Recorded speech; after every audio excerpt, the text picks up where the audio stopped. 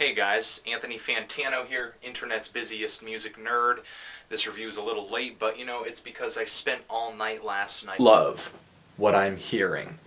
There's a growing sentiment in some of my videos that I don't like Odd Future Wolfgang Kill Them All.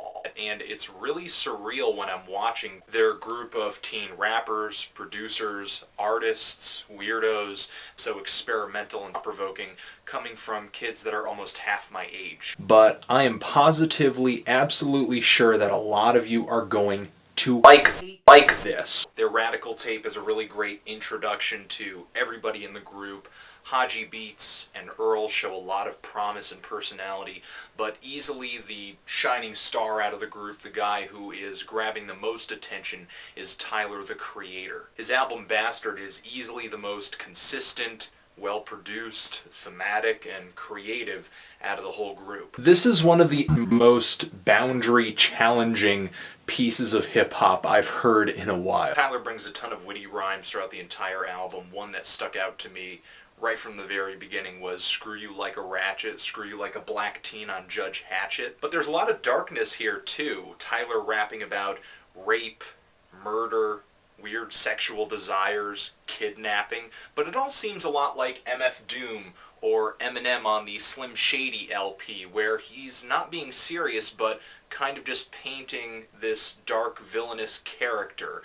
On the track Sarah, he does rap about tying up a girl for not going to prom with him, but he goes farther to say that he literally wants to take her heart out and eat it. Creating this dark image is kind of a game for him on this album, although there are some moments of seriousness here too. There's a lot of talk about his father on this album, who, according to him, he has never known, and he kind of channels this really creatively through this ongoing dialogue between him and who I assume is a therapist. Of course, Tyler himself plays the therapist with what I think is just a vocal effect that makes his vocals sound lower, but it's not really like he needs it either, because his voice is the deepest out of the whole Odd Future collective. It's really distinctive, and I could easily pick it out of a lineup.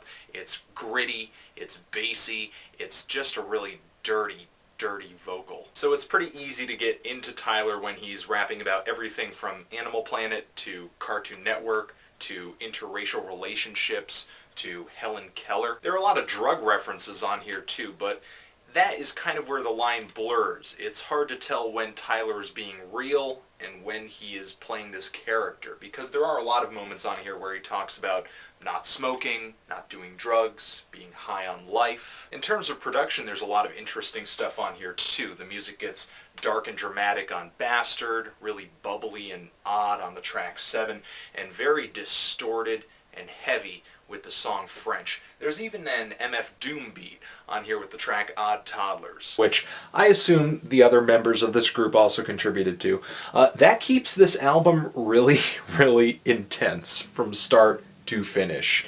But honestly, the beat on this album is as good as the next. Production-wise, there are a lot of moments here where it takes itself seriously enough to be very, very impressive, but then again, there are those tracks that clearly from the start are extremely, extremely masturbatory.